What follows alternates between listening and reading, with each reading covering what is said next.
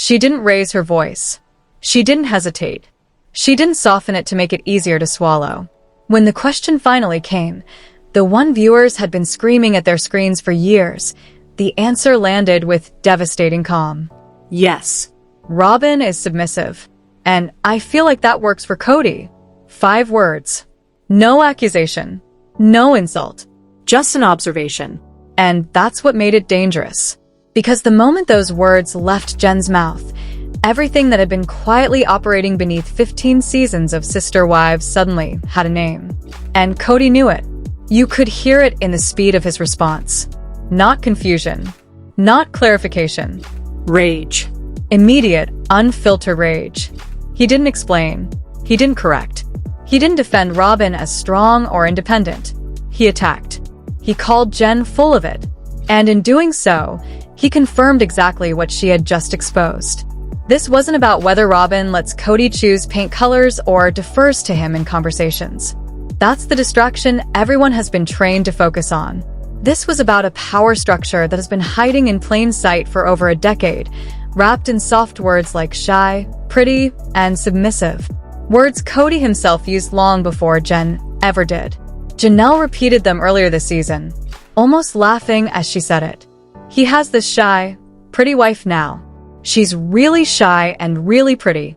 None of us were shy, so I guess that's his type. That wasn't bitterness. That was recognition. Because those words weren't compliments. They were identifiers. Markers of the kind of woman Cody responds to. And more importantly, the kind of woman Cody rewards. When Jen echoed that same description in the tell-all, she wasn't inventing a narrative. She was naming the one Cody had already written. And that's why he couldn't stand it. Because naming the pattern threatens the illusion that has protected him for years. The illusion that he was the decision-maker. The illusion that favoritism was accidental. The illusion that Robyn's outcomes were simply the result of love rather than design. To understand why this moment matters, you have to understand what submissive actually means in this context. Not the sanitized version. Not the religious talking point. Not the idea of quiet support. This submission isn't silence. It's strategy. It's the appearance of wanting nothing while positioning yourself to receive everything. It's letting a man believe he's leading while making sure he only ever walks in the direction you've already chosen. It's power that never announces itself, because announcing it would ruin the game. Robyn didn't enter this family empty-handed in ambition, even if she entered with debt. $32,000 in debt, to be exact. But somehow, the woman who came in with the least ended up with the most. $1 million homes. Financial protection. Emotional priority. A nanny during COVID for 2 school-aged children while other wives raised 6 kids alone without help. $62,000 worth of dolls while Meri paid for Leon's college by herself. A 5-bedroom house purchased with equity from Meri and Janelle's homes. And now, a $2 million property while the women who built the family from the ground up rent, rebuild, or walk away with nothing. And through all of it, Robyn has been described as submissive. Shy. Just wanting what Cody wants. Except what Cody wanted always seemed to align perfectly with what kept Robyn most comfortable. Cody fought harder for Robyn's house than he ever fought for any other wife's needs. He admitted it. He said he stirred up jealousy because he was willing to fight so hard to make sure Robyn was safely kept. Safely kept. Think about that phrase. Who was being protected? And who was doing the protecting?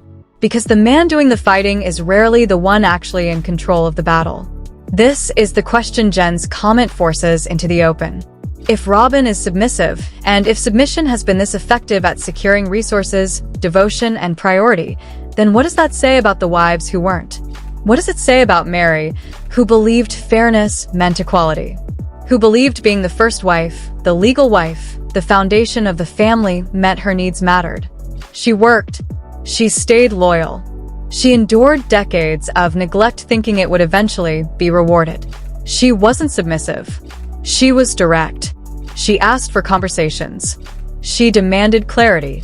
And she ended up isolated in a rental apartment with no equity while the submissive wife lived in mansions.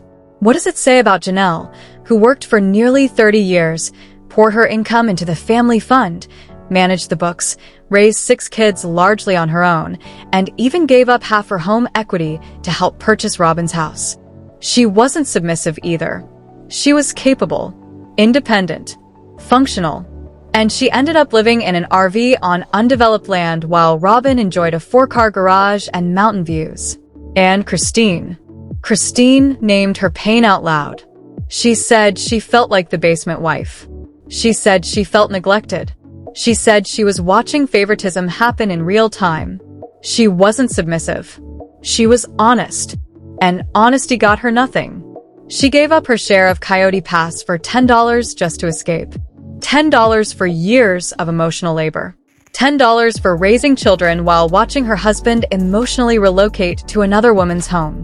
But Robyn was shy. Robyn was pretty. Robyn was submissive. And Robyn got everything.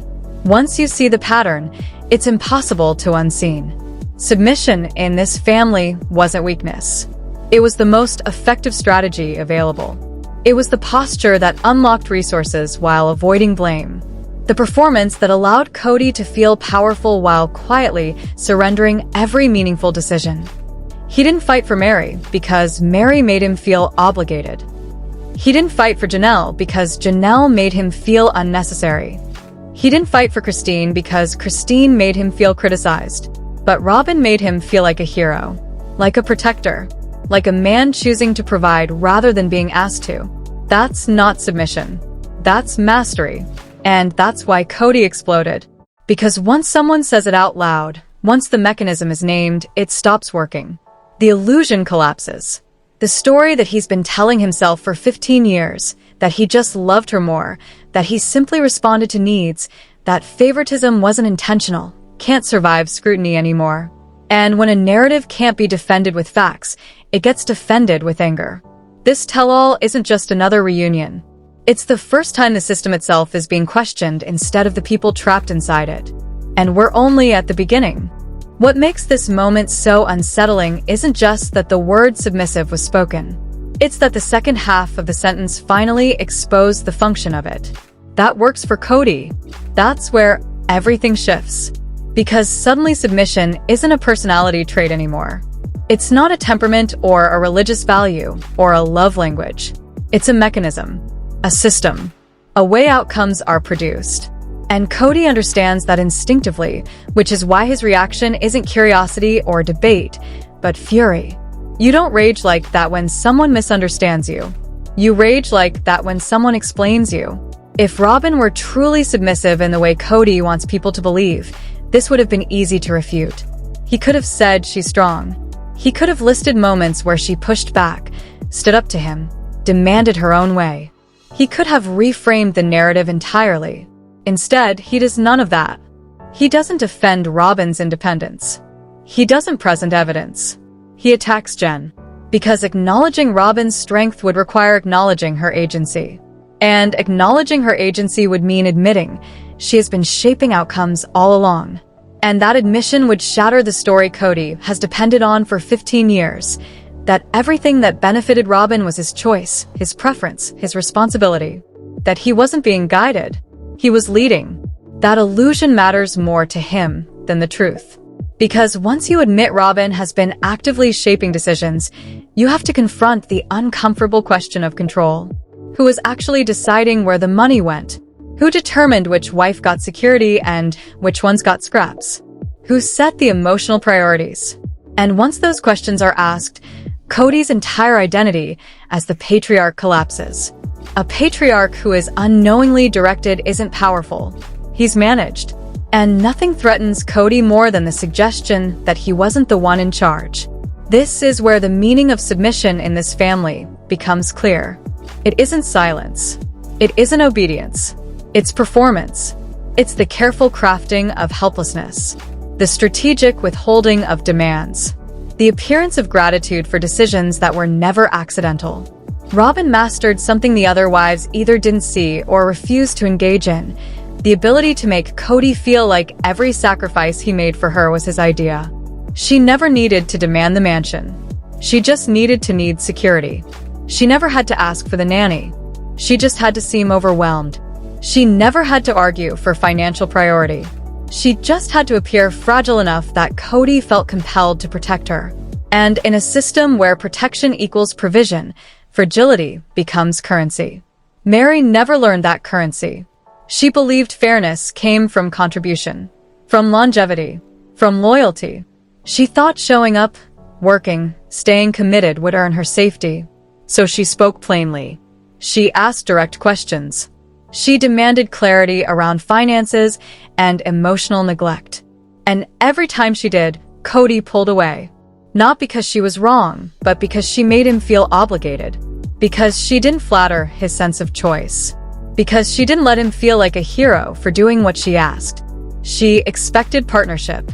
And partnership was never on the table. Janelle didn't play the game either.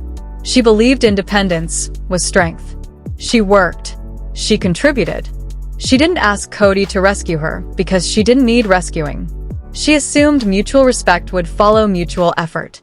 Instead, her capability became her punishment. Because a woman who doesn't need you doesn't feed a patriarch's ego. She didn't make Cody feel powerful. She made him feel optional. And in Cody's world, optional wives get deprioritized. They get told they're fine. They get left to manage on their own. They get parked on undeveloped land in RVs while resources flow elsewhere. Christine was even more dangerous to the system. She named what was happening. She didn't just feel neglected. She said it out loud. She didn't just notice favoritism. She confronted it. She refused to pretend the system was working when it clearly wasn't. And nothing threatens a rigged system more than someone who points at it and says this isn't fair. Christine didn't submit. She didn't strategize. She told the truth. And in this family, truth is the one thing that guarantees loss. Because truth exposes the game. And the game can only function if everyone agrees not to say what they're seeing. Robyn never broke that rule. She perfected it. She positioned herself as the wife who wanted the family, not just the man. The peacemaker. The one who cared about togetherness. The one who cried about the pain of separation. But look closely at the outcomes. Every time Robyn expressed concern for the family, she gained more access to Cody. Every time she positioned herself as worried about the collective, she gained more control over the individual. Christine confided in her about problems with Cody, believing Robyn wanted to help. But that help never resulted in Christine's needs being met. It resulted in Robyn understanding exactly what Christine wanted and Cody continuing to give it to Robyn instead. That's not accidental. That's information being used. Robyn's supposed fight for fair distribution of Coyote Pass only appeared when lawyers became involved. When fairness was legally unavoidable. Before that, silence. Her loudest cries about wanting the family to stay together coincided perfectly with the period when staying together meant continued access to the other wives' labor, money, and emotional investment. When the cost-benefit shifted, so did the urgency. That's not coincidence. That's calculation disguised as care. And this is why Jen's comment matters so much. Because it strips away the disguise. It says the thing everyone has been circling without naming. That submission wasn't Robyn's personality. It was her method. It worked for Cody because it allowed him to feel powerful while actually being guided. It let him believe he was choosing while following a path that consistently benefited one woman above all others. It let him justify inequality as preference rather than manipulation. This is also why Cody's anger is so revealing. Because anger is not how you respond to misunderstanding. Correction is. Explanation is. Calm disagreement is. Anger is how you respond when someone threatens a story you need to survive. Cody doesn't need Robyn to be submissive because that's what he values in a wife. He needs her to be submissive because her submission supports his self-image. It allows him to see himself as decisive, generous, protective. It allows him to believe he's choosing to prioritize her rather than being nudged, shaped, and steered into doing so. And once that illusion is broken, once people start questioning whether he's actually been in control, everything unravels. Because then the favoritism isn't romantic. It's mechanical. The neglect isn't accidental. It's systemic. The collapse of the family isn't the result of jealous wives who couldn't handle plural marriage. Once the idea takes hold that submission wasn't accidental, Everything that once seemed chaotic snaps into focus with disturbing clarity. Moments that were brushed off as emotional, coincidental, or misunderstood suddenly look intentional. The tears, the confusion, the constant insistence that she just wanted peace. All of it begins to read less like vulnerability and more like precision, because real helplessness doesn't consistently produce million-dollar outcomes. Strategy does. This is why the question of trust keeps resurfacing, especially for Meri. Trust isn't broken by a single betrayal. It erodes when someone's words never quite match their results. Robyn always said she wanted equality, but inequality followed her everywhere. She said she wanted the family, but the family disintegrated around her while she remained secure. She said she didn't want special treatment, yet special treatment became the norm. At some point, the disconnect becomes impossible to ignore. And Meri, who spent years blaming herself for being too much, eventually realized the problem wasn't her intensity. It was her honesty. She was playing checkers in a chess game she didn't know existed. The catfishing scandal is often used to discredit Meri, as if one moment of vulnerability explains a decade of neglect. But seen through this new lens, it reads differently. A woman starved for affection sought connection elsewhere because the system she trusted had already abandoned her. And instead of examining what pushed her there, the family used it as justification to permanently sideline her. Meanwhile, Robyn's manipulations were rewarded because they never violated the image Cody needed to maintain. Meri's pain was inconvenient. Robyn's performance was useful. That's why Cody keeps returning to the same defenses. He talks about loyalty, respect, obedience. But those words are placeholders. What he actually means is compliance without confrontation, submission without accountability, a relationship where he never has to feel challenged, only admired. Robyn gave him that, not because she lacked strength, but because she knew when not to show it. She understood that in this family, visible strength was threatening, while invisible control was celebrated. Watch how Cody reacts whenever the structure is questioned. He doesn't engage with specifics. He generalizes. He reframes. He attacks motives. That's not someone confident in their choices.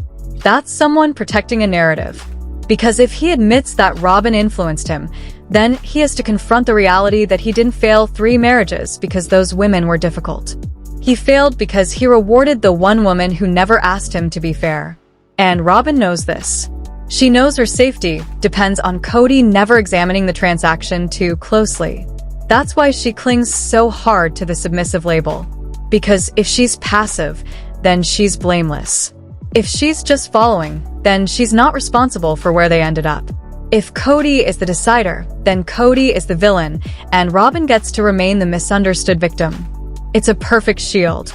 As long as everyone believes she wants nothing, no one can accuse her of taking everything. But the tell-all cracks that shield. Because the one-on-one format removes Robyn's favorite advantage, triangulation. She can't whisper reassurance to one wife while benefiting from another's loss. She can't redirect blame in private conversations. She has to answer questions on camera, with receipts, with timelines, with other people's experiences standing beside her. And that's when the story starts to wobble. The backdoor deal rumors don't come out of nowhere. They emerge because secrecy has always been part of how this system functioned. Decisions made quietly. Information shared selectively. Financial moves explained after the fact. That's not partnership. That's management. And it's always easier to manage people who believe you're powerless than those who know you're directing traffic. Jen refusing to back down is crucial here. For years, people softened their language around Cody to avoid his explosions. They reassured him, pacified him, pretended not to see what was obvious because the cost of honesty was too high. Jen doesn't do that. She doesn't apologize. She doesn't hedge. She doesn't reframe. She simply lets the truth stand. And Cody doesn't know how to fight that because you can't argue with an observation that aligns perfectly with 15 years of footage. That's why his rage escalates. Because rage is the last defense when logic fails. He can't disprove the pattern, so he tries to intimidate the person naming it. But intimidation only works when the other person is afraid. Jen isn't. And neither is Meri anymore. The fear that once kept everyone silent is gone. The marriages are over. The money has already been lost. The family has already collapsed. There's nothing left to protect except the truth. And that truth is uncomfortable.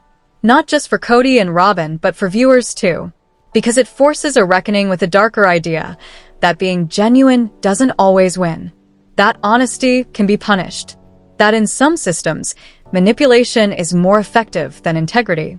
The women who trusted the ideology of plural marriage believed fairness was built in. That love would be multiplied. That sacrifice would be rewarded. What they discovered instead was a hierarchy where appearance mattered more than reality, and the woman who best understood the rules dominated everyone else. Robyn didn't break the system. She exploited it. And Cody didn't fall into favoritism accidentally. He was guided there by his own needs. His need to feel powerful. His need to feel admired. His need to be the hero instead of the partner. Robyn fed those needs flawlessly. The other wives challenged them. And that difference determined everything. Once you accept that, the collapse of the family stops being mysterious. It becomes inevitable. A system built on performance rather than equality cannot sustain multiple participants forever. Eventually, the cost becomes too high. The illusion cracks. Someone says the quiet part out loud. And when they do, the entire structure trembles. That's what viewers are watching now. Not a reunion. Not a rehash. A postmortem. A family finally looking at the cause of death instead of arguing about symptoms. And the cause isn't jealousy. It isn't poor communication. It isn't incompatible personalities. It's a power dynamic that rewarded submission as strategy and punished honesty as rebellion. And now that dynamic has a name. And once something has a name, it can't hide anymore. Now that the mechanism has been named, the most dangerous question of all hangs in the air. Does exposure actually change anything, or does the system simply keep operating under a new spotlight? Because history tells us something uncomfortable. Power structures don't collapse just because they're revealed. Sometimes they adapt. Sometimes they harden. And sometimes the people who benefited most simply deny, deflect, and wait for the outrage to pass. That's why this final chapter of the tell-all matters more than any argument or accusation. It's not about what happened. It's about whether seeing it finally breaks it. Cody's reaction already gives us a clue. He doesn't pause. He doesn't reflect. He doesn't consider that 15 years of outcomes might say more than 15 seconds of denial. He goes straight to anger. And anger, in this context, isn't passion. It's preservation. It's the instinctive response of someone whose self-image is under attack. Because if Cody admits that submission has been Robyn's greatest strength, then he is to admit he wasn't the architect of this family structure. He was the face of it. And that distinction is devastating to a man who built his identity on being the leader. Robyn's response is quieter, but just as revealing. She continues to frame herself as confused, hurt, misunderstood. She leans harder into the posture that brought her here in the first place. The soft voice, the tears, the insistence that she never wanted more than anyone else, that she just wanted peace. But peace, in this family, always came at someone else's expense. And the pattern is too consistent to ignore. The woman who claimed to want nothing ended up with everything. The women who asked for fairness ended up disposable. That's the truth viewers are being forced to confront. Not just about the Browns, but about how power actually moves in unequal systems. The lesson is uncomfortable because it suggests that morality and outcome are not always aligned. That sometimes the person who plays the game best wins, even if the game itself is unjust. Robyn didn't create Cody's need to feel powerful. She recognized it. She didn't invent the patriarchal structure. She mastered it. And mastery, not innocence, is what explains her results. For Meri, Janelle, and Christine, this realization is both vindication and grief. Vindication, because it confirms they weren't crazy, demanding, or incapable of plural marriage. Grief, because it means they sacrificed decades to a system that was never designed to reward them. Meri's loyalty didn't fail because she wasn't submissive enough. It failed because loyalty without strategy has no leverage. Janelle's independence didn't fail because she was too strong.